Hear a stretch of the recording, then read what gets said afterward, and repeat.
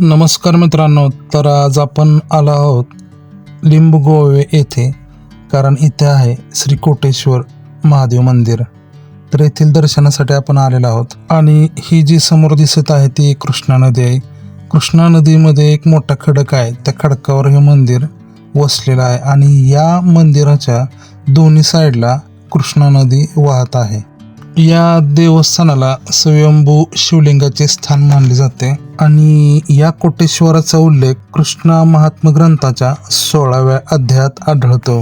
त्यामध्ये कोटी तीर्थ कोटेश्वर असा उल्लेख आहे, कारण कृष्णा नदीचा उगम हा महाबळेश्वर मध्ये होतो आणि महाबळेश्वर पासून कृष्णा नदीच्या काठावर म्हणजे या लिंब गावापर्यंत म्हणजे या मंदिरापर्यंत 1 कोटी शिवलिंग आहेत.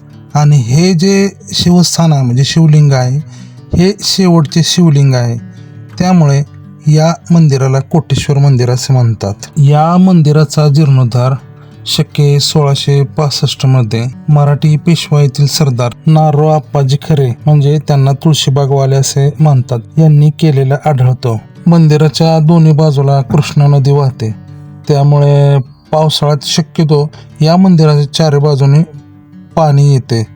त्यामुळे पावसाळ्यात ह्या मंदिरात जाणे धोकादायक ठरू शकते. मंदिरात काळ्या पाषाणातील शिवपिंड आहे आणि शिवपिंडी समोरच काळ्या पाषाणातील नंदी आहे.